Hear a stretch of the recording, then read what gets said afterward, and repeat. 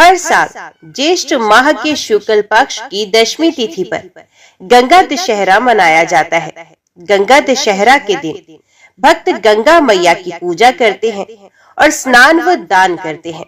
माना जाता है कि गंगा दशहरा के दिन स्नान करने पर भक्तों को पापों से मुक्ति मिल जाती है। शास्त्रों के अनुसार ज्येष्ठ माह के शुक्ल पक्ष की दशमी तिथि पर धरती पर मां गंगा का अवतरण हुआ था। इसलिए इस दिन को गंगा दशहरा के रूप में मनाया जाता है और गंगा स्नान करने से सुख समृद्धि का आशीर्वाद मिलता है। माना जाता है कि इस दिन गंगा स्नान करने से 10 तरह के पाप नष्ट हो जाते हैं, जैसे कि निषिद्ध हिंसा, परस्त्री गमन, बिना दी हुई वस्तु को वापस लेना, कठोर वाणी, दूसरे के धन को लेने का विचार, दूसरों का बुरा करना, व्यर्थ की बातों में दुराग्रह, झूठ बोलना, चुगली करना, दूसरों का अहित करना, ये 10 पापों से व्यक्ति को मुक्ति मिल जाती है। नारद जी बोले, हे वेद वेत्ताओं में श्रेष्ठ, अब आप गंगा का उपाख्यान कहिए। सुरेश्वरी, विष्णु स्वरूपा और स्वयं विष्णुपति इस नाम से विख्यात विश्रेष्ठ गंगा प्राचीन काल में सरस्वती के शाप से भारतवर्ष में किस प्रकार, किस युग में तथा किसके द्वारा पार्थिव और प्रेरित होकर गई, मैं इस पाप नाशक, पुण्यप्रद तथा मंगलकारी प्रसंग को क्रम से सुनना चाहता हूँ। श्री नारायण बोले, हे नारद, राज राजेश्वर श्रीमान सगर सूर्यवंशी राजा हो चुके हैं। वेदर्भी तथा शैव्या नामों वाली उनकी 2 मनोहर भार्याएं थी। उनकी शैव्या नामक पत्नी से अत्यंत सुंदर तथा कुल की वृद्धि करने वाला एक पुत्र उत्पन्न हुआ, जो असमंजस इस नाम से विख्यात हुआ। उनकी दूसरी पत्नी वैदर्भी ने पुत्र की कामना से भगवान शंकर की आराधना की और शिव जी के वरदान से उसने गर्भ धारण किया। पूरे 100 वर्ष व्यतीत हो जाने पर उसने एक मास पिंड को जन्म दिया। उसे देखकर तथा शिव का ध्यान करके वे बार बार ऊंचे स्वर में विलाप करने लगी। तब भगवान शंकर ब्राह्मण का रूप धारण कर उसके पास गए और उन्होंने उस मास पिंड को बराबर बराबर 60,000 भागों में विभक्त कर दिया। वे सभी टुकड़े पुत्र रूप में हो गए। वे महान बल तथा पराक्रम से संपन्न थे। उनके शरीर की कांति ग्रीष्म ऋतु के मध्याह्न काल सूर्य की प्रभा को भी तिरस्कृत कर देने वाली थी। कपिल मुनि के शाप से वे सभी जलकर भस्म हो गए। ये समाचार सुनकर राजा सगर बहुत रोए और वे घोर जंगल में चले गए। तदंतर उनके पुत्र असमंजस गंगा को लाने के निमित्त तपस्या करने लगे। इस प्रकार 1 लाख वर्ष तक तप करने के पश्चात वे काल योग से मारे गए। उन असमंजस के पुत्र अंशुमान भी गंगा को पृथ्वी पर ले आने के उद्देश्य से 1 लाख वर्ष तक तप करने के उपरांत काल योग से मृत्यु को प्राप्त हो गए। अंशुमान के पुत्र भगीरथ थे। वे भगवान के परम भक्त, विद्वान, विष्णु के भक्त, गुणवान, अजर, अमर तथा वैष्णव थे। उन्होंने गंगा को ले आने के लिए 1 लाख वर्ष तक तप करके भगवान श्री कृष्ण का साक्षात दर्शन किया। वे ग्रीष्म काल में करोड़ों सूर्य के समान प्रभा से संपन्न थे। उनकी 2 भुजाएं थी। वे हाथ में मुरली धारण किए हुए थे। उनकी किशोर अवस्था थी। वे गोप वेश में थे और कभी गोपाल सुंदरी के रूप में हो जाते थे। भक्तों पर अनुग्रह करने के लिए ही उन्होंने ये रूप धारण किया था। उस समय ब्रह्मा, विष्णु, महेश आदि देवता अपनी इच्छा के अधीन उन पर ब्रह्म स्वरूप प्रभु श्री कृष्ण का स्तवन कर रहे थे। मुनियों ने उनके समक्ष अपने मस्तक झुका रखे थे। सदा निर्लिप्त, सबके साक्षी, निर्गुण, प्रकृति से परे तथा भक्तों पर कृपा करने वाले उन श्री कृष्ण का मुखमंडल मंद मुस्कान युक्त तथा प्रसन्नता से भरा हुआ था। वे अग्नि के समान विशुद्ध वस्त्र धारण किए थे और रत्न में आभूषणों से सुशोभित हो रहे थे। ऐसे स्वरूप वाले भगवान कृष्ण को देखकर राजा भगीरथ बार बार प्रणाम कर उनकी स्तुति करने लगे। उन्होंने लीला पूर्वक श्री कृष्ण से अपने पूर्वजों को तारने वाला अभिष्ट वर प्राप्त कर लिया। उस समय भगवान की स्तुति करने से उनका रोम रोम पुलकित हो गया था। श्री भगवान बोले, हे सुरेश्वरी, सरस्वती के शाप के प्रभाव से आप शीघ्र ही भारतवर्ष में जाइए और मेरी आज्ञा से राजा सगर के सभी पुत्रों को पवित्र कर दीजिए। आपसे स्पर्शित वायु का संयोग पाकर वे सब पवित्र हो जाएंगे और मेरा स्वरूप धारण करके दिव्य रथ पर आरूढ़ होकर मेरे लोक को प्राप्त होंगे। वे जन्म जन्मांतर में किए गए कर्मों के फलों का समूल उच्छेद करके सर्वथा निर्विकार भाव से युक्त होकर मेरे पार्षद के रूप में प्रतिष्ठित होंगे।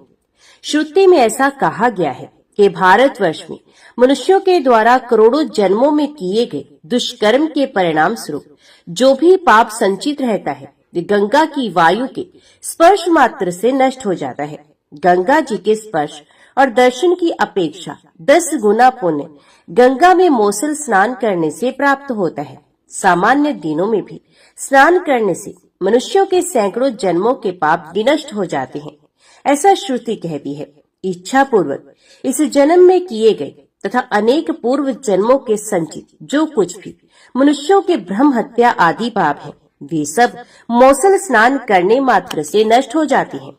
हे विप्र, पुण्यप्रद दिनों में गंगा स्नान से होने वाले पुण्य का वर्णन तो वेद भी नहीं कर सकते।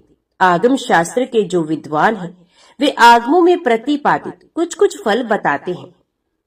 ब्रह्मा, विष्णु, शिव आदि देवता भी पुण्यप्रद दिनों के स्नान का संपूर्ण फल नहीं बता सकते। हे सुंदरी, अब सामान्य दिवसों में संकल्प पूर्वक किए गए स्नान का फल सुनो। साधारण दिवस के संकल्प पूर्वक स्नान का पुण्य मौसल स्नान से 10 गुना अधिक होता है।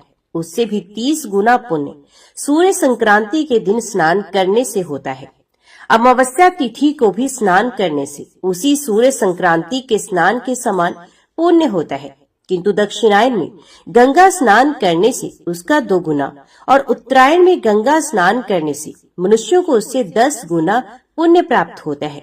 चातुर्मास तथा पूर्णिमा के अवसर पर स्नान करने से अनंत पुण्य प्राप्त होता है। अक्षय तृतीया के दिन स्नान करने से भी उसी के समान पुण्य होता है, ऐसा वेदों में कहा गया है। इन विशेष पर्वों पर किए गए स्नान तथा दान असंख्य पुण्य फल प्रदान करते हैं। इन पर्वों पर किए गए स्नान दान का फल सामान्य दिवसों में किए गए स्नान तथा दान की अपेक्षा 100 गुना अधिक होता है। मरवंतर आदि तथा युगादि तिथियों, माघ शुक्ल सप्तमी, भीष्म अष्टमी, अशोक अष्टमी, रामनवमी तथा नंदा तिथि को दुर्लभ गंगा स्नान करने पर उससे भी 2 गुना फल मिलता है। गंगा दशहरे की 10वीं तिथि को स्नान करने से युगादि तिथियों के तुल्य और वारुणी पर्व पर स्नान करने से नंदा तिथि के तुल्य फल प्राप्त होता है। महावारुणी आदि पर्वों पर स्नान करने से उसे 4 गुना पुण्य प्राप्त होता है।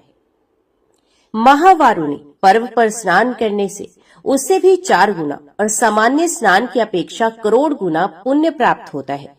चंद्र ग्रहण तथा सूर्य ग्रहण के अवसर पर स्नान करने से उससे भी 10 गुना पुण्य मिलता है और अर्ध उदय काल में स्नान करने से उससे भी 100 गुना फल मिलता है।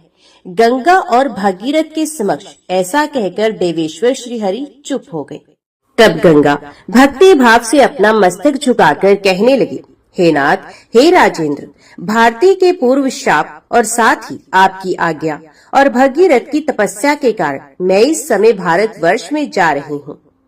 किंतु हे प्रभु, वहाँ जाने पर पापी लोग मुझ में स्नान करके अपने जो कुछ भी पाप मुझे दे देंगे, वे मेरे पाप किस प्रकार नष्ट होंगे, इसका उपाय भी मुझे बताइए। हे देवेश, मुझे भारतवर्ष में कितने समय तक रहना होगा और पुनः भगवान विष्णु के परम धाम को मैं कब प्राप्त होंगी? हे सर्वात्मन, हे सर्वज्ञ, मेरा अन्य जो कुछ भी अभिलषित है ये सब आप जानते ही हैं। अतः हे प्रभु, मेरे उन अभिष्टों के पूर्ण होने का उपाय बता दीजिए। श्री भगवान बोले, हे गंगे, हे सुरेश्वरी, मैं तुम्हारी समस्त इच्छाओं को जानता हूँ। वहाँ भारतवर्ष में लवण समुद्र नदी स्वरूपणी तुम्हारे पति होंगे, वे मेरे ही अंश स्वरूप होंगे और तुम साक्षात लक्ष्मी स्वरूपणी हो। इस प्रकार पृथ्वी पर एक गुणवान पुरुष के साथ एक गुणवती स्त्री का मेल बड़ा ही उत्तम होगा। भारतवर्ष में सरस्वती आदि जो भी नदियां हैं, उन सब में क्रीड़ा की दृष्टि से लवण समुद्र के लिए तुम ही सर्वाधिक सौभाग्यवती होगी। हे देवी, इस समय से कलयुग के 5000 वर्षों तक तुम्हें सरस्वती के शाप से भारत भूमि पर रहना होगा। रसिका स्वरूपणी, तथा तुम रसिक राज लवण समुद्र से संयुक्त होकर उनके साथ एकांत में सदा विहार करोगी। भारतवर्ष में रहने वाले सभी लोग भक्ति पूर्वक तुम्हारी पूजा करेंगे और भगीरथ के द्वारा रचित स्तोत्र से तुम्हारी स्तुति करेंगे।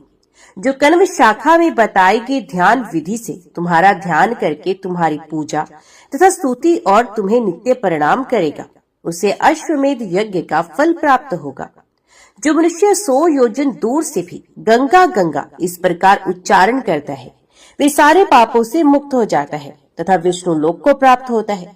हजारों पापी व्यक्तियों के स्नान से जो पाप तुम्हें प्राप्त होगा, वे मूल प्रकृति देवी भुवनेश्वरी के भक्तों के स्पर्श मात्र से विनष्ट हो जाएगा।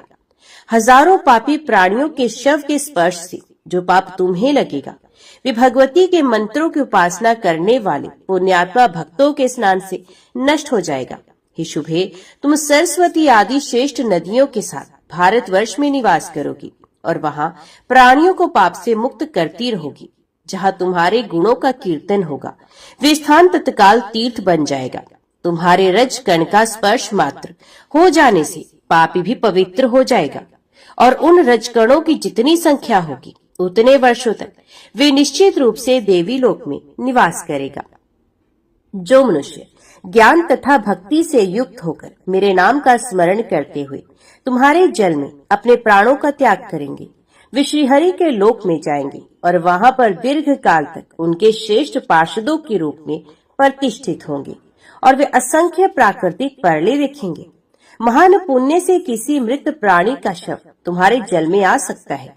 जितने दिनों तक उसकी स्थिति तुम्हारे अंदर रहती है, उतने समय तक वे वैकुंठ में वास करता है। तदंतर जब वे अनेक शरीर धारण करके अपने कर्मों का फल भोग चुकता है, तब मैं उसे सारूप्य मुक्ति दे देता हूँ और उसे अपना पार्षद बना लेता हूँ। यदि कोई अज्ञानी मनुष्य भी तुम्हारे जल का स्पर्श करके प्राणों का त्याग करता है, तो मैं उसे सालोक्य मुक्ति प्रदान करता हूँ और उसे अपना पार्षद बना लेता हूँ। अथवा तुम्हारे नाम का स्मरण करके कोई व्यक्ति अन्यत्र कहीं भी यदि प्राण त्याग करता है, तो मैं उसे सालोक्य मुक्ति प्रदान करता हूँ और वे ब्रह्मा की आयु पर्यंत मेरे लोक में निवास करता है। इसी प्रकार यदि कोई मनुष्य तुम्हारे नाम का स्मरण करके अन्यत्र किसी भी स्थान पर प्राण त्याग करता है, तो मैं उसे सारूप्य मुक्ति प्रदान करता हूँ और वे असंख्य प्राकृतिक परले देखता है। तदंतर बहुमूल्य रत्नों से निर्मित विमान में बैठकर वे मेरे पार्षदों के साथ गोलोक में जा पहुंचता है और निश्चय ही मेरे तुल्य हो जाता है। प्रतिदिन मेरे मंत्र की उपासना तथा मेरा नैवेद्य ग्रहण करने वाले भक्तों के लिए तीर्थ अथवा अतीर्थ में मृत्यु को प्राप्त होने में कुछ भी अंतर नहीं। मेरा ऐसा भक्त तीनों लोगों को सहजता पूर्वक पवित्र करने में समर्थ है। अंत में मेरे वे भक्त बहुमूल्य रत्नों से निर्मित विमान पर आरूढ़ होकर गोलोक को जाते हैं। साथ ही मेरे भक्त जिनके बांधव है, वे तथा उनके पशु आदि भी रतन निर्मित विमान से मेरे दुर्लभ गोलोक में जाते हैं। हे सती, जो ज्ञानी जन चाहे जहाँ भी ज्ञान पूर्वक मेरा स्मरण करते हैं, वे मेरी भक्ति के प्रभाव से जीवन मुक्त और पवित्र हो जाते हैं।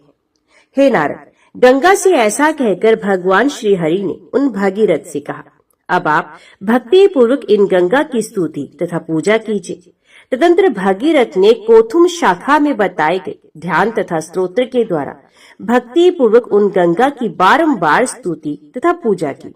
इसके बाद भगीरथ तथा गंगा ने परमेश्वर श्री कृष्ण को प्रणाम किया तथा वे प्रभु अंतर ध्यान हो गए। नारद जी बोले, हे वेद वेत्ताओं में श्रेष्ठ राजा भगीरथ ने किस ध्यान, किस स्तोत्र तथा पूजा विधि से गंगा का पूजन किया, ये भी मुझे बताइए। श्री नारायण बोले, राजा भगीरथ ने नित्य क्रिया तथा स्नान करके 2 स्वच्छ वस्त्र धारण कर इंद्रियों को नियंत्रित करके भक्ति पूर्वक गणेश, सूर्य, अग्नि, विष्णु, शिव और भगवती शिवा इन 6 देवताओं की विधिवत पूजा की। इन 6 देवताओं की सम्यक पूजा करके वे गंगा पूजन के अधिकारी हुए। मनुष्यों को चाहिए कि विघ्न दूर करने के लिए गणेश की, आरोग्य के लिए सूर्य की, पवित्रता के लिए अग्नि की, लक्ष्मी प्राप्ति के लिए विष्णु की, ज्ञान के लिए ज्ञानेश्वर शिव की तथा मुक्ति प्राप्त करने के लिए भगवती शिवा की पूजा करें। इन देवताओं की पूजा कर लेने के बाद ही विद्वान पुरुष अन्य पूजा में सफलता प्राप्त कर सकता है, अन्यथा इसके विपरीत परिणाम होता है। हे नारद, जिस ध्यान के द्वारा भगीरथ ने गंगा का ध्यान किया था, उस ध्यान को सुनिए। नारद, कनव शाखा में कहा गया, ये देवी ध्यान सभी पापों का नाश करने वाला है। गंगा का वर्ण श्वेत कमल के समान स्वच्छ है। ये समस्त पापों का नाश करने वाली है। भगवान श्री कृष्ण के विग्रह से आविर्भूत है। परम साध्वी गंगा उन्हीं श्री कृष्ण के समान है। इन्होंने अग्नि के समान पवित्र वस्त्र धारण कर रखा है। ये रत्न में भूषणों से विभूषित है। ये श्रेष्ठ गंगा शरतकालीन पूर्णिमा की सैकड़ों चंद्रों की शोभा को तिरस्कृत करने वाली है। मंद मुस्कान युक्त प्रसन्नता से इनका मुखमंडल शोभा पा रहा है। इनका तारुण्य सदा स्थिर रहने वाला है। ये भगवान नारायण की प्रिया है, शांत स्वभाव वाली है और उनके सौभाग्य से संविद है। ये मालती के पुष्पों की माला से विभूषित चोटी धारण किए हैं। इनकी ललाट चंदन की बिंदियों के साथ सिंदूर की बिंदियों से सुशोभित है। इनके गंध स्थल पर कस्तूरी आदि सुगंधित पदार्थों से नाना प्रकार की चित्रकारियां की हुई हैं। इनके परम मनोहर दोनों होठ पके हुए बिंबा फल की लालिमा को तिरस्कृत कर रहे हैं। इनकी मनोहर दंत पंक्ति मोतियों की पंक्ति प्रभा को भी तिरस्कृत कर रही है। इनके सुंदर मुख पर कटाक्षपूर्ण चितवन से युक्त मनोहर नेत्र शोभा पा रहे हैं। इन्होंने कठोर तथा श्रीफल के आकार वाले स्तन युगल धारण कर रखे हैं। ये केले के खंभों को भी लज्जित कर देने वाले विशाल तथा कठोर जघन प्रदेश से संपन्न है। इनके मनोहर दोनों चरणारविंद स्थल पद्म की प्रभा को भी तिरस्कृत कर रहे हैं। रत्न में पादुकाओं से युक्त इन चरणों में कुमकुम तथा महावर शोभित हो रहे हैं। देवराज इंद्र के मुकुट में लगे हुए मंदार पुष्पों के रजकण से ये चरण लाल हो गए हैं। देवता सिद्ध मुनीश्वर गणों के द्वारा प्रदत्त अर्घ से इनके चरण सदा सिक्त रहते हैं। ये चरण कमल तपस्वियों के जटा समूह रूपी भ्रमर श्रोमणियों से सुशोभित हैं। ये चरण मुक्ति की इच्छा रखने वालों की मोक्ष तथा काम पुरुषों को सभी प्रकार के भोग प्रदान करने वाले हैं। श्रेष्ठ वरेण्य वर देने वाली, भक्तों पर कृपा करने वाली, मनुष्यों को भगवान विष्णु का पद प्रदान करने वाली विष्णुपति नाम से विख्यात तथा साध्वी भगवती गंगा की मैं उपासना करता हूँ। हे ब्राह्मण, इसी ध्यान के द्वारा 3 मार्गों से विचरण करने वाली पवित्र गंगा का ध्यान करके 16 प्रकार के पूजन उपचारों से इनकी विधिवत पूजा करनी चाहिए। आसन, पादम, अर्घ्य, स्नान, अनुलेपन, धूप, दीप, नैवेद्य, तांबूल, शीतल जल, वस्त्र, आभूषण, माला, चंदन, आचमन और मनोहर शैया, ये अर्पण योग्य 16 उपचार हैं। इन्हें भक्ति पूर्वक गंगा को अर्पण करके दोनों हाथ जोड़कर स्तुति करके उन्हें प्रणाम करें। इस विधि से गंगा की विधिवत पूजा करके वे मनुष्य अश्वमेध यज्ञ का फल प्राप्त करता है। नारद जी बोले, हे देवेश, हे लक्ष्मीकांत, हे जगतपति, अब मैं भगवान विष्णु की चिर संगनी विष्णुपति गंगा की पाप नाशक तथा पुण्यदायक स्तोत्र का श्रवण करना चाहता हूँ। श्री नारायण बोले, हे नारद सुनिए, अब मैं उस पाप नाशक तथा पुण्यप्रद स्तोत्र को कहूंगा जो भगवान शिव के संगीत से मुग्ध श्री कृष्ण के अंग से आविर्भूत तथा राधा के अंग द्रव से संपन्न है। उन गंगा को मैं प्रणाम करता हूँ। सृष्टि के आरंभ में गोलोक की रासमंडल में जिनका आविर्भाव हुआ है और जो सदा शंकर के सानिध्य में रहती हैं, उन गंगा को मैं प्रणाम करता हूँ। जो कार्तिक पूर्णिमा के दिन गोप तथा गोपियों से भरी राधा महोत्सव के शुभ अवसर पर सदा विद्यमान रहती हैं, उन गंगा को मैं प्रणाम करता हूँ। जो गोलोक में करोड़ों योजन चौड़ाई तथा उससे भी लाख गुनी लंबाई में फैली है, उन गंगा को मैं प्रणाम करता हूँ। जो 60 लाख योजन चौड़ाई तथा उससे भी 4 गुनी लंबाई से वैकुंठ लोक में फैली है, उन गंगा को मैं प्रणाम करता हूँ। जो ब्रह्मलोक में 3 लाख योजन चौड़ाई तथा उससे भी 5 गुनी लंबाई में फैली है, उन गंगा को मैं प्रणाम करता हूँ। जो 3 लाख योजन चौड़ी और उससे भी 4 गुना लंबी होकर शिवलोक में विद्यमान है, उन गंगा को मैं प्रणाम करता हूँ। जो ध्रुव लोक में 1 लाख योजन चौड़ाई तथा उससे भी 7 गुनी लंबाई से विराजमान है, उन गंगा को मैं प्रणाम करता हूँ। जो 1,00,000 योजन चौड़ी तथा उससे भी 5 गुनी लंबी होकर चंद्रलोक में फैली है, उन गंगा को मैं प्रणाम करता हूँ। जो सूर्यलोक में 60,000 योजन चौड़ी तथा उससे भी 10 गुने लंबे प्रस्तार में फैली है, उन गंगा को मैं प्रणाम करता हूँ। जो तपोलोक में 1,00,000 योजन चौड़ी तथा उससे भी 5 गुनी लंबी होकर प्रतिष्ठित है, उन गंगा को मैं प्रणाम करता हूँ। जो जनलोक में 1,000 योजन चौड़ाई तथा उससे भी 10 गुनी लंबाई में फैली है, उन गंगा को मैं प्रणाम करता हूँ। जो 10,00,000 योजन चौड़ी तथा उससे भी 5 गुनी लंबी होकर महरलोक में फैली हुई है, उन गंगा को मैं प्रणाम करता हूँ। जो चौड़ाई में 1,000 योजन और लंबाई में उससे भी 100 गुनी होकर कैलाश पर फैली हुई है, उन गंगा को मैं प्रणाम करता हूँ।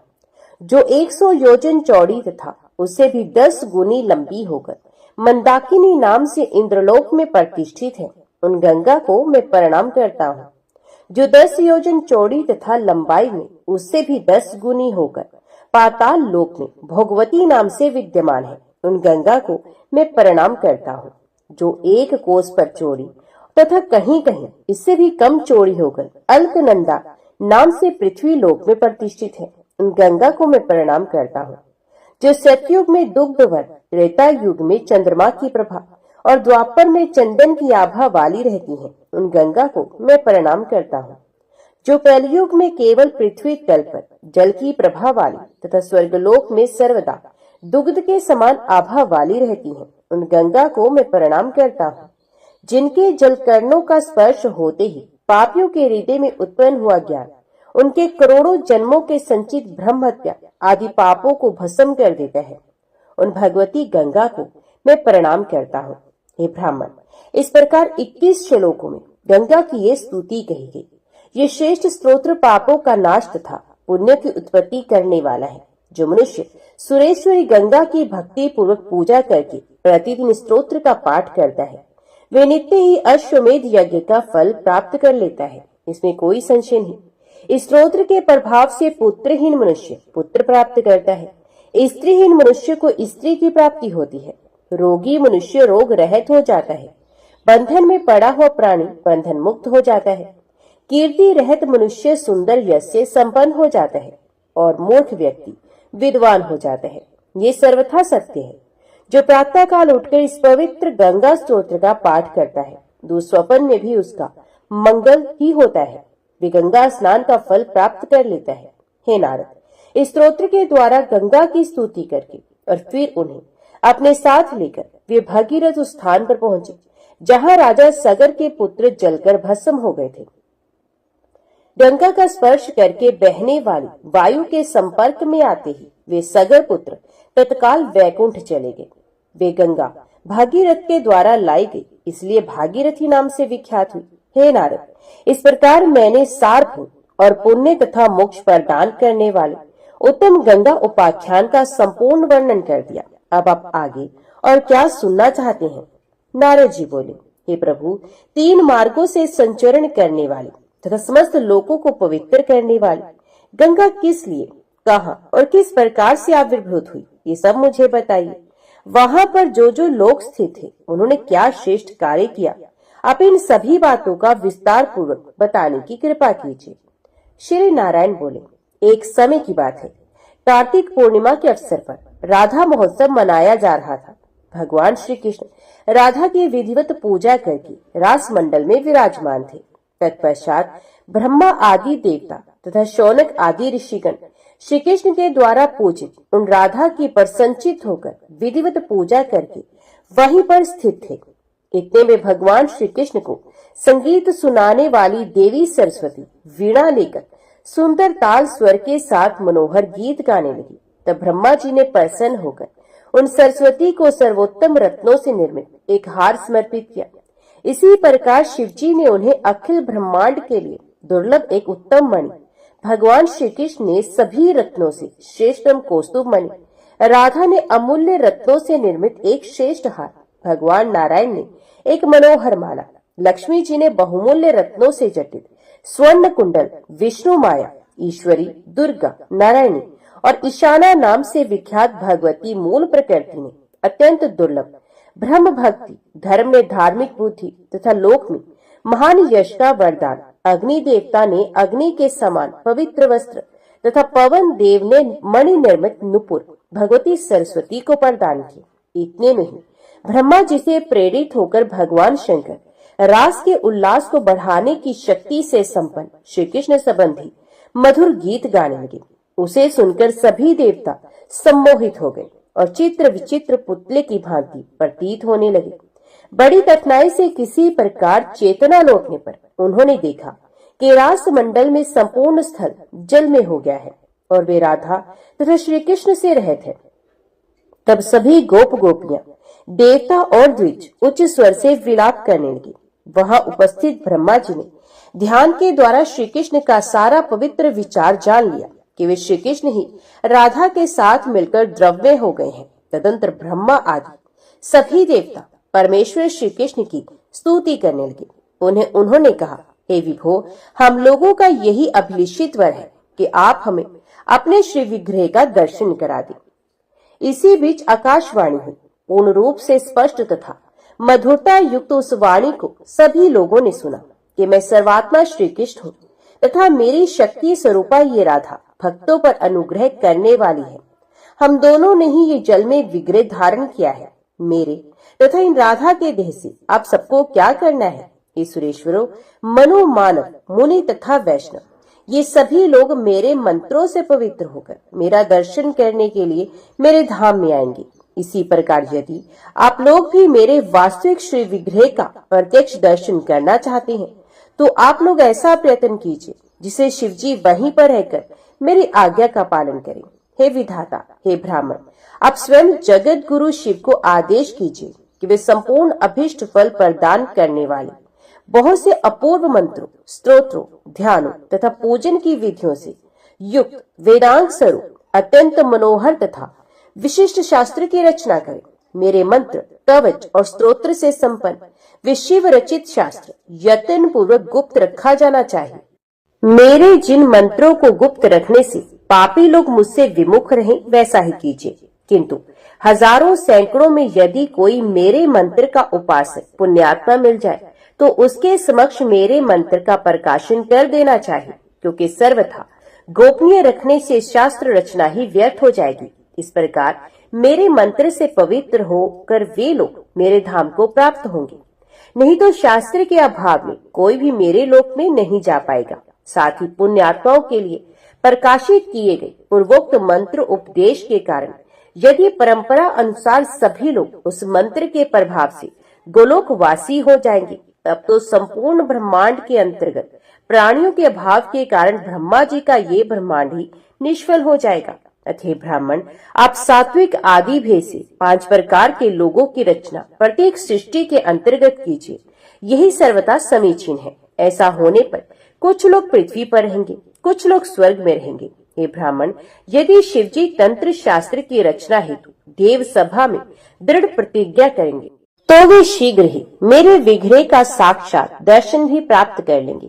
आकाशवाणी के रूप में इस प्रकार कहकर सनातन श्री कृष्ण चुप हो गए। उनकी वाणी सुनकर जगत की व्यवस्था करने वाले ब्रह्मा जी ने उन भगवान शिव से प्रसन्नता पूर्वक वह बात कही। ब्रह्मा जी की बात सुनकर ज्ञानियों में श्रेष्ठ ज्ञानेश्वर उन भगवान शिव ने हाथ में गंगा जल लेकर आज्ञा का पालन करना स्वीकार कर लिया। उन्होंने कहा कि मैं प्रतिज्ञा पालन के लिए विष्णु माया के मंत्र समूहों से संपन्न तथा वेदों के सारभूत उत्तम तंत्र शास्त्र की रचना करूंगा। यदि कोई मनुष्य हाथ में गंगा जल लेकर झूठी प्रतिज्ञा करता है तो वे काल सूत्र नरक में जाता है और ब्रह्मा की आयु पर्यंत वहां पर उसे रहना पड़ता है। हे ब्राह्मण, गोलोक में देव सभा में शंकर जी के ऐसा कहते ही भगवान श्री कृष्ण भगवती राधा के साथ वहां प्रकट हो गए। तब उन पुरुषोत्तम श्री कृष्ण को प्रत्यक्ष देखकर सभी देवता परम प्रसन्न होकर उनकी स्तुति करने लगे और परम आनंद से परिपूर्ण होकर फिर से उत्सव मनाने लगे। हे नारद, समय अनुसार उन भगवान शिव ने मुक्ति दीप स्वरूप तंत्र शास्त्र का निर्माण किया। उस प्रकार मैंने आपसे अत्यंत गोपनीय तथा दुर्लभ प्रसंग का वर्णन कर दिया। गोलोक से आविर्भूत तथा राधा और श्री कृष्ण के विग्रह से उत्पन्न वे द्रव रूपिणी गंगा भोग तथा मोक्ष प्रदान करने वाली है। परमेश्वर भगवान श्री कृष्ण ने स्थान स्थान पर उन गंगा की स्थापना की है। श्री कृष्ण स्वरूपा ये अति श्रेष्ठ गंगा समस्त ब्रह्मांडों में पूजी जाती है। नारद जी बोले, हे सुरेश्वर, कली के 5000 वर्ष व्यतीत हो जाने पर वे गंगा कहाँ चली गई? हे महाभाग, मुझे वे प्रसंग बताने की कृपा कीजिए। श्री नारायण बोले, हे नारद, सरस्वती के शाप के प्रभाव से वे गंगा भारतवर्ष में आई और पुनः शाप की अवधि बीत जाने पर श्री हरि की इच्छा से वैकुंठ चली गई। इसी प्रकार सरस्वती और पद्मावती नदी, स्वरूपणी व लक्ष्मी भी शाप के अंत में भारत छोड़कर उन विष्णु के लोक में चली गई। ये ब्राह्मण, गंगा, सरस्वती और लक्ष्मी ये तीनों ही भगवान हरि की भार्याएं हैं। साथ ही तुलसी सहित भगवान श्री हरि की 4 स्त्रियां वेदों में कही गई। नारद जी बोले, हे भगवान, विष्णु के चरण कमलों से प्रकट होकर वे गंगा जी किस प्रकार ब्रह्मा के कमंडलों में स्थित हुई और शिव की प्रिया के रूप में कैसे विख्यात हुई? हे मुनिश्रेष्ठ, वे गंगा भगवान नारायण की भी प्रेयसी किस प्रकार हुई? ये सब मुझे बताने की कृपा कीजिए। श्री नारायण बोले, हे नारद, प्राचीन काल में द्रव रूपणी वे गंगा गोलोक में विराजमान थी। राधा और श्री कृष्ण के अंग से आविर्भूत वे गंगा उन्हीं के अंश तथा स्वरूप वाली है। जल में गंगा की जो अधिष्ठात्री देवी हैं, वे अनुपम रूप धारण कर पृथ्वी लोक में आई। उनका श्री विग्रह नूतन यौवन से संपन्न तथा सभी प्रकार के अलंकारों से विभूषित था। शरद ऋतु के मध्याह्न काल में खिले हुए कमल के समान प्रतीत होने वाला उनका मुखमंडल मुस्कान से युक्त तथा अत्यंत मनोहर था। उनके शरीर का वर्ण तप्त स्वर्ण की आभा के समान तथा कांति शरदकालीन चंद्रमा के समान थी। वे स्निग्ध प्रभा वाली देवी अत्यंत दयालु मुद्रा में थी। उनका स्वरूप शुद्ध तथा सात्विक था। उनके जघन स्थूल तथा कठोर थे। उनके नितंब युगल अत्यंत सुंदर थे। उनका वक्षस्थल उन्नत, स्थूल, कठोर तथा गोल था। कटाक्ष युक्त तथा वक्राकार उनकी दोनों आंखें बड़ी सुंदर थी। मालती के पुष्पहार से सुसज्जित उनके केशपाश घुंघराले थे। उनका ललाट चंदन के तिलक के साथ साथ सिंदूर की बिंदुओं से सुशोभित हो रहा था। उनके दोनों गंध स्थलों पर कस्तूरी से मनोहर पत्र रचनाएं की हुई थी। उनका अधरोष्ट बंदूक के पुष्प के समान अत्यंत सुंदर था। उनके दांतों की अति उज्जवल पंक्ति पके हुए अनार के दानों की भांति चमक रही थी। वे अग्नि के समान पवित्र तथा नीवे युक्त 2 वस्त्र धारण किए हुए थी। काम भाव वाली वे गंगा जी वस्त्र से मुंह ढककर लज्जित होती हुई श्री कृष्ण के पास विराजमान हो गई और प्रसन्न होकर अपलक नेत्रों से प्रभु के मुख सौंदर्य का निरंतर पान करने लगी। हर्ष के कारण नवीन संगम की लालसा से युक्त उन गंगा का मुखमंडल प्रसन्नता से खिल उठा और उनके शरीर का रोम रोम पुलकित हो गया। प्रभु श्री कृष्ण के रूप से वे चेतना रहस्य हो गई थी। इसी बीच राधिका वहां आकर विराजमान हो गई। उनके साथ 30 करोड़ गोपियां भी थी। उनके शरीर की कांति करोड़ों चंद्रमाओं की प्रभा के समान थी। कोप के कारण उनके मुख तथा नेत्र लाल कमल के समान प्रतीत हो रहे थे। उनके श्री विग्रह का वर्ण पीले चंपक पुष्प के समान आभा वाला था। वे मत गजराज की भांति मध्य गति वाली थी। बहुमूल्य रत्नों से निर्मित अनेक प्रकार के आभूषणों से अलंकृत थी। अपने शरीर पर अमूल्य रत्नों से जटित तथा अग्नि के समान पवित्र 2 निवियुक्त बहुमूल्य पीले वस्त्र धारण किए हुए थी। ये स्थल कमल की कांति को तिरस्कृत करने वाले कोमल, सुरंजित तथा भगवान श्री कृष्ण के द्वारा प्रदत्त अर्घ से सुशोभित चरण कमलों को धीरे धीरे रख रही थी। वे देवी सर्वोत्तम रत्नों से बने हुए विमान से उतरकर वहां उपस्थित हुई थी। स्वच्छ चंवर की वायु से ऋषियों के द्वारा उनकी सेवा की जा रही थी। कस्तूरी के बिंदुओं से युक्त चंदन मिश्रित प्रज्वलित दीपक के समान आकार वाला तथा बिंदु रूप में शोभायमान सिंदूर उनके ललाट के मध्य भाग में सुशोभित हो रहा था। उनकी मांग का निचला भाग परम स्वच्छ था। पारिजात के पुष्पों की माला से सुशोभित अपनी घुंघराली तथा सुंदर अलकावली को कंपाती हुई वे स्वयं भी कंपित हो रही थी। ऐसी वे राधा रोष के कारण अपने सुंदर तथा राग युक्त ओष्ठ कंपाती हुई भगवान श्री कृष्ण के पास जाकर रतन में सुंदर सिंहासन पर विराजमान हुई। प्रभु श्री कृष्ण की प्रिया उन राधा के साथ सखियों का महान समुदाय विद्यमान था। उन्हें देखते ही भगवान श्री कृष्ण आदर पूर्वक उठ खड़े हुए और आश्चर्यपूर्ण मुद्रा में मुस्कुराते हुए उनसे मधुर बातें करने लगे। उस समय अत्यंत भयभीत गोपों ने सर झुकाकर भगवती राधिका को प्रणाम किया और फिर वे भक्ति पूर्वक उनकी स्तुति करने लगे। साथ ही परमेश्वर श्री कृष्ण ने भी राधिका की स्तुति की। तदनंतर गंगा ने भी तुरंत उठकर राधिका की बहुत स्तुति की। भयभीत उन गंगा ने अति विनम्रता पूर्वक राधा से कुशल पूछा। वे डर के मारे झुककर खड़ी थी।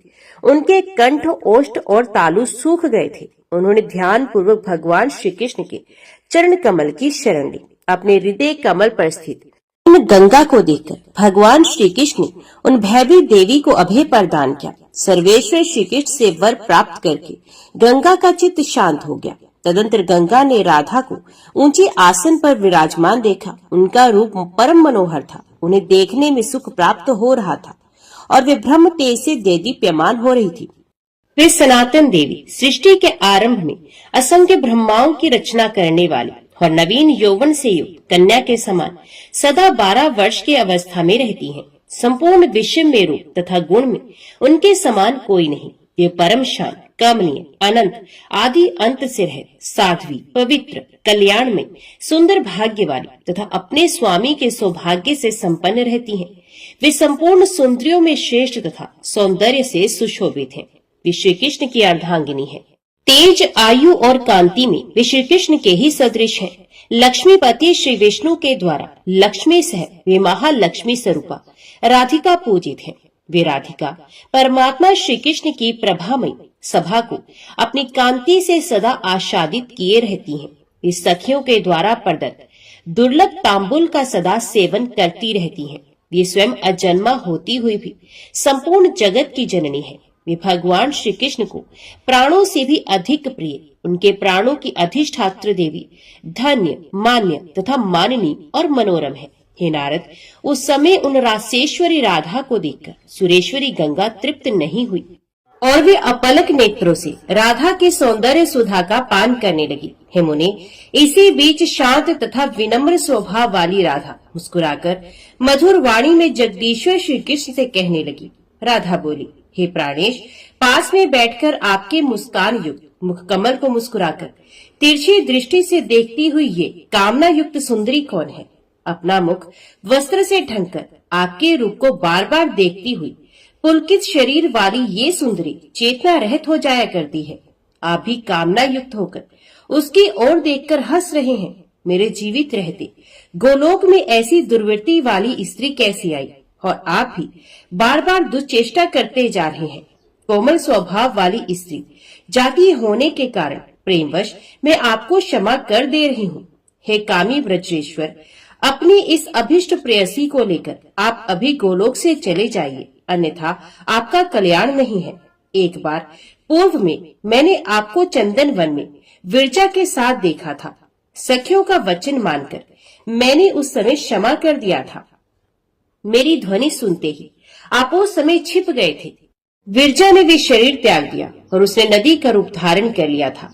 वे देवी आज भी 1 करोड़ योजन चौड़ाई तथा उससे भी 4 गुनी लंबाई वाली आपकी सत्कीर्ति स्वरूपणी नदी के रूप में विद्यमान है। मेरे घर चले जाने पर आप उन्हें उसके पास जाकर विरजे विरजे ऐसा कहते हुए जोर जोर से रोने लगे थे। तब उस सिद्ध योगिनी ने योग बल के प्रभाव से जल से बाहर निकलकर अलंकार युक्त मूर्तिमती सुंदरी के रूप में आपको दर्शन दिया था। उस समय आपने उसमें अपने तेज का आधान किया था और समय अनुसार उससे 7 समुद्र उत्पन्न हुए। इसी प्रकार मैंने आपको शोभा नामक गोपी के साथ चंपक वन में देखा था। उस समय भी मेरी ध्वनि सुनते ही आप छिप गए थे और वे शोभा शरीर छोड़कर चंद्रमंडल में चली गई थी। तब उसका शरीर परम सुंदर तथा तेजोमय हो गया था। तत्पश्चात आपने दुखी हृदय से उस तेज को विभक्त करके कुछ तेज रत्न को, कुछ स्वर्ण को, कुछ श्रेष्ठ मणियों को, कुछ स्त्रियों के मुख कमल को, कुछ राजा को, कुछ नव पल्लवों को, कुछ पुष्पों को, कुछ पके फलों को, कुछ फसलों को, कुछ राजाओं की सुसज्जित महलों को, कुछ नए पत्तों को और कुछ तेज दुग्ध को प्रदान कर दिया था। इसी प्रकार मैंने वृंदावन में आपको प्रभा नामक गोपी के साथ देखा था। उस समय आप मेरा शब्द सुनते ही शीघ्रता पूर्वक छिप गए थे और प्रभा अपनी देह त्याग कर सूर्य मंडल में चली गई थी। उस समय उसका शरीर अत्यंत तेजो में हो गया था और आपने रोते रोते उस तेज को प्रेम पूर्वक विभाजित करके जगह जगह स्थान प्रदान कर दिया था। हे कृष्ण, लज्जा तथा मेरे भय के कारण आपकी आंखों से निकले हुए उस तेज को आपने कुछ अग्नि को, कुछ यक्षों को, कुछ राजाओं को, कुछ देवताओं को, कुछ विष्णु भक्तों को, कुछ नागों को, कुछ ब्राह्मण मुनि तथा तपस्वियों को और कुछ तेज सौभाग्यवती स्त्रियों तथा यशस्वी पुरुषों को प्रदान कर दिया। इस प्रकार इन सबको वह तेज प्रदान करके पूर्व काल में आपने बहुत रुदन किया था। इसी तरह एक बार मैंने आपको शांति नामक गोपी के साथ रासमंडल में देखा था। वसंत ऋतु में रतन में दीपकों से युक्त रतन निर्मित महल में आप माला धारण किए तथा शरीर में चंदन लगाकर और विभिन्न प्रकार के आभूषण पहनकर अनेक विध रत्न आभूषणों से अलंकृत उनके साथ पुष्प की शैया पर विराजमान थे। हे विभो, पूर्व काल में उसने आपको तांबूल दिया और आपने उसे प्रेम पूर्वक ग्रहण कर लिया था। हे प्रभु, उस समय मेरा शब्द सुनकर आप तुरंत छिप गए थे और वे शांति भय से अपना देह त्याग कर आप में समाविष्ट हो गई थी। तब उसका शरीर उत्तम गुणों के रूप में परिणित हो गया। तदंतर रोते हुए आपने उसे विभाजित करके प्रेम पूर्वक विश्व में बांट दिया था। उसका कुछ अंश निकुंज में, कुछ भाग ब्राह्मणों में, तो कुछ भाग मुझ राधा में समाहित हो गया। हे विभो, फिर आपने उसका कुछ भाग शुद्ध स्वरूपा लक्ष्मी को, कुछ भाग अपने मंत्र के उपासकों को, कुछ भाग शक्ति की आराधना करने वालों को, कुछ भाग तपस्वियों को, कुछ भाग धर्म को और कुछ भाग धर्मात्मा पुरुषों को दे दिया। इसी तरह पूर्व काल में मैंने आपको क्षमा नामक गोपी के साथ देखा था। आप सुंदर वेश धारण करके, माला पहनकर तथा शरीर में गंध और चंदन का लेप करके, रत्नों के आभूषणों से अलंकृत और गंध चंदन चर्चित उस क्षमा के साथ पुष्प तथा चंदन से सुरभित शैया पर सुख पूर्वक अचेत अवस्था में विराजमान थे। उस निद्राग्रस्त सुंदरी के साथ आप सुख पूर्वक क्रीड़ा में संसक्त थे। उसी समय पहुंचकर मैंने उस क्षमा को तथा आपको जगाया था। इस बात को आप स्मरण कीजिए। उस समय मैंने आपका पीताम्बर, मनोहर मुरली, वनमाला, कौस्तुभ और बहुमूल्य रतन में कुंडल ले लिया था, किंतु बाद में सखियों के प्रेम पूर्वक कहने पर उसे आपको लौटा दिया था। हे प्रभु, उस समय आप लज्जा तथा पाप से कृष्ण वर्ण के हो गए थे। तत्पश्चात लज्जा के कारण क्षमा अपना शरीर त्याग कर पृथ्वी में समा गई और उसका शरीर उत्तम गुणों के रूप में परिणित हो गया। तब रोते हुए आपने उस क्षमा का विभाजन करके उसे प्रेम पूर्वक अनेक लोगों को दे दिया। उसका कुछ अंश विष्णु को, कुछ विष्णु भक्तों को, कुछ धार्मिक पुरुषों को, कुछ धर्म को, कुछ दुर्बलों को, कुछ तपस्वियों को, कुछ देवताओं को, तो कुछ भाग पंडितों को आपने दे दिया था। हे प्रभु, ये सब मैंने आपको बता दिया। अब आप और क्या सुनना चाहते हैं? आपके और भी बहुत से बड़े बड़े गुण हैं, किंतु मैं सब नहीं जानती। श्री कृष्ण से ऐसा कहकर लाल कमल के समान नेत्रों वाली उन राधा ने नीचे की ओर मुख की हुई लज्जित साध्वी गंगा से कहना आरंभ किया। तभी सिद्ध योगिनी वे गंगा योग के द्वारा सभी रहस्य समझकर सभा के मध्य में अंतर ध्यान होकर अपने जल में प्रविष्ट हो गई। तब सिद्ध योगिनी राधा योग बल के प्रभाव से इस रहस्य को जानकर सर्वत्र विद्यमान उन जल स्वरूपिणी गंगा को अंजलि से उठाकर मुंह से पान करने लगी। तत्पश्चात सिद्ध योगिनी गंगा योग बल से इस रहस्य को जान लेने के उपरांत भगवान श्री कृष्ण के चरण कमल में प्रवेश कर गई और उनके शरणागत हो गई। तब राधा ने गोलोक, वैकुंठ तथा ब्रह्मलोक आदि सभी स्थानों में गंगा को खोजा, किंतु उन्हें कहीं भी गंगा दिखाई नहीं दी। उसमें सर्वत्र जल का अभाव हो गया तथा सूखा कीचड़ और गोला दिखाई दे रहा था, जो जलचर जंतुओं के मृत शरीरों से युक्त था। ब्रह्मा, विष्णु, शिव, अनंत, धर्म, इंद्र, चंद्रमा, सूर्य, मनुगण, मुनिवृंद, देवता, सिद्ध और तपस्वी ये सभी गोलोक चले गए। उस समय उनके कंठ, ओष्ठ और तालु सूख गए थे। वहां पहुंचकर उन सब ने प्रकृति से भी परे सर्वेश्वर, श्रेष्ठ, पूज्य, वरदायक, वरिष्ठ, वर के कारण स्वरूप सभी गोपों तथा गोपिकाओं के समुदाय में श्रेष्ठ, कामना रहित, निराकार, आसक्तिहीन, निराश्रय, निर्गुण, निरुत्साह, निर्विकार, निर्दोष, अपनी इच्छा से साकार रूप में प्रकट होने वाले, भक्तों पर कृपा करने वाले, सत्व स्वरूप, सत्केश, सबके साक्षी स्वरूप तथा सनातन प्रभु श्री कृष्ण को प्रणाम किया। उन परम परमेश्वर परमात्मा सर्वेश्वर श्री कृष्ण को प्रणाम करके वे सब भक्ति के कारण अपने मस्तक झुकाकर उनकी स्तुति करने लगे। उस समय उनकी वाणी गदगद हो गई थी, उनकी आंखों में आंसू भर आए थे और उनके शरीर के रोम रोम पुलकित हो गए थे। इस प्रकार उन सबने सर्वेश्वर परात्पर ज्योतिर्मय विग्रह वाले परब्रह्म तथा सभी कारणों के भी कारण बहुमूल्य रत्नों से निर्मित विचित्र सिंहासन पर विराजमान गोपालों के द्वारा श्वेत चंवर डुलाकर सेवा किए जाते हुए प्रसन्नता पूर्वक मुस्कुराते हुए गोपिकाओं का नृत्य संगीत देखने में संलग्न राधा के लिए प्राणों से भी अधिक प्रिय राधा के वक्ष स्थल में स्थित तथा उन राधा के द्वारा दिए गए सुवासित तांबुल का सेवन करते हुए उन सुरेश्वर भगवान की स्तुति करके उन्हें रास मंडल में विराजमान देखा। सभी मुनि स्वयंभू आदि मनु सिद्ध और तपस्वी महात्मा पर संचित हो गए। उन्हें महान आश्चर्य हुआ।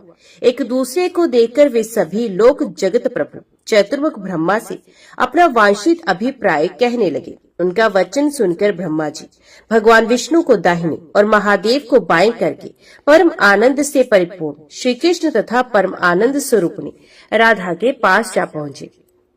उस समय ब्रह्मा जी ने रास मंडल में सब कुछ श्री कृष्ण में देखा। सबकी वेशभूषा एक समान थी, सभी लोग समान आसन पर विराजमान थे। सभी लोगों ने दो भुजाओं वाले श्री कृष्ण के रूप में हाथ में मुरली ले रखी थी। सभी लोग वनमाला से सुशोभित थे। सबके मुकुट में मोर के पंख लगे थे। सभी लोग कौस्तुभ मणि से शोभायमान थे। गुण, भूषण, रूप, तेज, आयु और कांति उन सबका विग्रह अत्यंत कोमल, सुंदर तथा शांत था।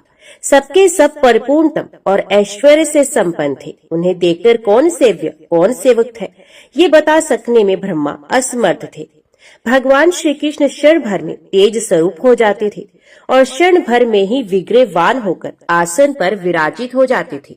इस प्रकार ब्रह्मा जी ने एक ही क्षण में उनके साकार तथा निराकार दोनों प्रकार के रूपों को देखा। तदंतर एक ही क्षण में ब्रह्मा जी ने देखा कि वे परमेश्वर श्री कृष्ण राधा से रहित हैं और फिर उसी क्षण वे राधिका के साथ प्रत्येक आसन पर विराजमान दिखाई देने लगे। ब्रह्मा जी ने श्री कृष्ण को राधा का रूप धारण किए हुए और राधा को श्री कृष्ण का रूप धारण किए हुए देखा। इस प्रकार वहाँ कौन स्त्री रूप में तथा कौन पुरुष रूप में है इस रहस्य को जानने में वे ब्रह्मा भी अक्षम हो गए। तत्पश्चात ब्रह्मा जी ने अपने हृदय कमल पर विराजमान श्री कृष्ण का ध्यान करके ध्यान नेत्र से उनका दर्शन किया और स्त्री पुंभाग विषय संशय का अनेक प्रकार से निराकरण करते हुए भक्ति पूर्वक उनका स्तवन किया।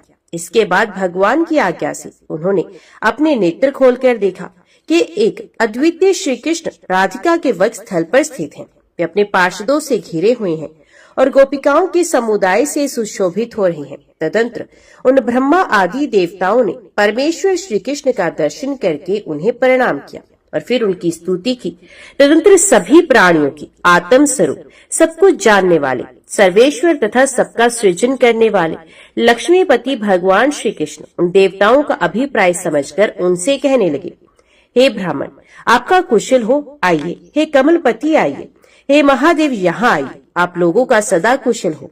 आप सभी महाभाग गंगा को ले जाने के लिए यहाँ आए हुए हैं, किंतु गंगा जी तो इस समय भयभीत होकर मेरे चरण कमल में शरणागत हो गई हैं। जब वे गंगा मेरे सानिध्य में थी तब उन्हें देखकर पी जाने के लिए राधिका उदित हो गई थी, इसलिए वे मेरे सानिध्य में आ गई हैं। मैं आप लोगों को उन्हें अवश्य दे दूंगा, किंतु आप लोग पहले उन्हें भय मुक्त कीजिए। हे नारद, श्री कृष्ण की ये बात सुनकर कमल योनि ब्रह्मा मुस्कुराने लगे और वे भक्ति के कारण अपना मस्तक झुकाकर चारों मुखों से सबकी आराध्या तथा श्री कृष्ण के द्वारा सुपूजित राधिका की स्तुति करने लगे। उनकी स्तुति करके चारों वेदों को धारण करने वाले चतुर्मुख ब्रह्मा राधा से इस प्रकार कहने लगे। चतुरानन बोले, भगवान शंकर की संगीत ध्वनि से मुक्त आपकी तथा प्रभु श्री कृष्ण के द्रव्य रूप में परिणित हुए अंग से वह गंगा रास मंडल में प्रकट हुई थी। अतः आप तथा श्री कृष्ण के अंश स्वरूप होने के कारण आपकी प्रिय पुत्री के तुल्य ही गंगा आपका मंत्र ग्रहण करके आपकी पूजा करे। इसके फलस्वरूप वैकुंठ के अधिपति चतुर्भुज भगवान श्री हरि इनको पति के रूप में प्राप्त होंगे और साथ ही अपनी एक कला से जब ये भूमंडल पर जाएंगे उस समय लवण समुद्र भी इनके पति बनेंगे। हे अंबिके, ये गंगा जैसे गोलोक में है वैसे इन्हें सर्वत्र रहना चाहिए। अब देवेश्वरी इनकी माता है और वे सदा आपकी ही पुत्री है। हे नारद, ब्रह्मा का ये वचन सुनकर राधा ने हंसते हुए सभी बातें स्वीकार की। तब वे गंगा श्री कृष्ण के चरण की अंगूठे के नख के अग्रभाग से बाहर निकली। वहां सब लोगों ने उनका सत्कार किया और वे सबके मध्य शांत होकर स्थित रही। तब जल स्वरूपा गंगा की अधिष्ठात्री देवी जल से निकलकर वहीं पर विराजमान हुई। उसमें ब्रह्मा जी ने गंगा का कुछ जल अपने कमंडलों में रख लिया और कुछ जल चंद्रशेखर भगवान शिव ने अपने मस्तक पर धारण कर लिया। तदंतर कमल योनि ब्रह्मा ने गंगा को राधा मंत्र प्रदान किया और उन्हें राधा के स्तोत्र, कवच, ध्यान और पूजा की विधि तथा पुष्चर्या कर्म, इन सभी सामवेद प्रतिपादित अनुष्ठानों के विषय में बताया। गंगा ने इन नियमों के द्वारा उन राधा की विधिवत पूजा करके नारायण के साथ वैकुंठ के लिए प्रस्थान किया। हे मुने, लक्ष्मी, सरस्वती, गंगा और विश्व पावनी तुलसी, ये चारों देवियां भगवान नारायण की ही पत्नियां हैं। इसके बाद वे श्री कृष्ण हंसकर उन ब्रह्मा को दुर्बोध, सूक्ष्म तथा सामयिक वृत्तांत बताने लगे। श्री कृष्ण बोले, हे ब्राह्मण, आप गंगा को ग्रहण कीजिए। हे विष्णु, हे महेश्वर, हे ब्राह्मण, आप लोग ध्यान पूर्वक काल का वृत्तांत मुझसे सुने। आप लोग तथा अन्य देवता, मुनि, मनुगण, सिद्ध तथा यशस्वी जन जो यहाँ आए हुए हैं, केवल ये लोग ही काल चक्र के प्रभाव से रह इस गोलोक में जीवित हैं। इस समय कल्प यक्ष के कारण संपूर्ण विश्व जल में अपलावित हो गया है। अन्य ब्रह्मांडों में रहने वाले जो ब्रह्मा आदि देवता है वे मुझ में विलीन हो गए हैं। इस समय केवल वैकुंठ को छोड़कर संपूर्ण ब्रह्मांड जल में डूबा हुआ है। आप जाकर ब्रह्मलोक आदि लोगों की पुनः सृष्टि कीजिए, आपने ब्रह्मांड की रचना कीजिए। इसके बाद गंगा वहां जाएंगी। इसी प्रकार इस सृष्टि के अवसर पर मैं अन्य ब्रह्मांडों में भी ब्रह्मा आदि की रचना का प्रयत्न कर रहा हूँ। अब आप देवताओं के साथ यहाँ से शीघ्र जाइए। आपका बहुत समय बीत चुका है। ना जाने कितने ब्रह्मा समाप्त हो गए और ना जाने कितने ब्रह्मा अभी होंगे। हे मुने, ऐसा कहकर राधिका नाथ भगवान श्री कृष्ण अंतपुर में चले गए और ब्रह्मा आदि देवता वहां से चलकर प्रयत्न पूर्वक सृष्टि कार्य में संलग्न हो गए। तब गोलोक, वैकुंठ, शिवलोक और ब्रह्मलोक तथा अन्यत्र भी जिस जिस स्थान पर गंगा को रहने के लिए परमात्मा श्री कृष्ण ने आज्ञा दी थी उस स्थान पर वे चलेगी। वे गंगा भगवान विष्णु के चरण कमले से निकली हैं, इसलिए वे विष्णुपदी कही गई हैं। हे ब्राह्मण, इस प्रकार मैंने आपसे गंगा की इस सर्वोत्तम, सुखदायक, मोक्षप्रद तथा सार गर्भित उपाख्यान का वर्णन कर दिया। आप पुण्य और क्या सुनना चाहते हैं? नारद जी बोले, हे प्रभु, ये तो मैंने आपसे सुन ही लिया कि लक्ष्मी, सरस्वती, गंगा और विश्व पावनी तुलसी, ये चारों ही भगवान नारायण की पत्नियां हैं और उनमें से गंगा वैकुंठ चली गई। किंतु वे गंगा विष्णु की पत्नी कैसे हुई, ये प्रसंग मैंने नहीं सुना। श्री नारायण बोले, हे नारद, जब गंगा जी वैकुंठ चली गई उसके पश्चात जगत की रचना करने वाले ब्रह्मा जी भी वहां पहुंचे। गंगा के साथ जगदीश्वर विष्णु के पास पहुंचकर उन्हें प्रणाम करके वे उनसे कहने लगे, राधा और श्री कृष्ण के अंग से आविर्भूत जो द्रव्य रूपणी देवी गंगा है, वे इस समय नवीन यौवन से संपन्न तथा उत्तम स्वभाव वाली श्रेष्ठ सुंदरी के रूप में विराजमान है। ये देवी शुद्ध सत्व स्वरूपणी तथा क्रोध और अहंकार से रहित है। उन श्री कृष्ण के अंग से पाद्रभूत ये गंगा उन्हें छोड़कर किसी अन्य का पति रूप में वर्ण नहीं करना चाहती, किंतु अति माननीय राधा वहाँ विद्यमान है। वे श्रेष्ठ तथा तेजस्विनी राधा इन गंगा को पी जाने के लिए उदित थी। इससे अत्यंत भयभीत ये गंगा बड़ी बुद्धिमानी के साथ परमात्मा श्री कृष्ण के चरण कमल में समाविष्ट हो गई। उस समय सर्वत्र ब्रह्मांड गोलक को शुष्क हुआ देखकर मैं गोलोक गया, जहाँ पर सर्वत्र यामी श्री कृष्ण संपूर्ण वृतांत जानने के लिए विराजमान थे। उन्होंने सबका अभिप्राय समझकर अपने चरण के अंगुष्ठ नख के अग्रभाग से गंगा को बाहर निकाल दिया। तब मैंने इन गंगा को राधिका मंत्र प्रदान कर इनके जल से ब्रह्मांड गोलक को पूर्ण करके उन राधा तथा राधापति श्री कृष्ण को प्रणाम करके मैं इन्हें साथ लेकर यहाँ आया। हे प्रभु, अब आप गंधर्व विवाह के द्वारा इन सुरेश्वरी गंगा को स्वीकार कर लीजिए। श्रेष्ठ देवताओं में आप परम रसिक हैं और यहाँ विराजमान ये गंगा भी रसिका है। हे देवेश, आप पुरुषों में रतन है और ये साध्वी गंगा भी स्त्रियों में रतन है। विदग्ध नारी का विदग्ध पुरुष के साथ सम्मिलन कल्याणकारी होता है। जो पुरुष स्वतः प्राप्त कन्या को नहीं ग्रहण करता, उससे भी महालक्ष्मी रुष्ट हो जाती हैं और उसे छोड़कर चली जाती हैं। इसमें संदेह नहीं। जो विद्वान होता है वे कभी प्रकृति का अपमान नहीं करता। सभी पुरुष प्रकृति से उत्पन्न हुए हैं और स्त्रियां भी उसी प्रकृति की कलाएं हैं। केवल आप भगवान जगन्नाथ ही निर्गुण और प्रकृति से परे हैं। ये श्री कृष्ण ही आधे अंग से 2 भुजा वाले श्री कृष्ण बने रहे और आधे भाग से चतुर्भुज हो गए। इसी प्रकार पूर्व काल में श्री कृष्ण के वाम अंग से प्रादुर्भूत राधा भी 2 भागों में विभक्त हो गई। दाहिने अंग से तो वे स्वयं राधा रही, तो दूसरे अंग से कमला हुई। इसलिए ये गंगा आपको ही पति रूप में वर्ण करना चाहती है, क्योंकि ये आपके ही देह से उत्पन्न हुई है। हे प्रभु, प्रकृति और पुरुष की भांति स्त्री पुरुष दोनों का शरीर एक ही होता है। ऐसा कहकर वे ब्रह्मा जी श्री हरि को गंगा सौंपकर वहां से चले गए।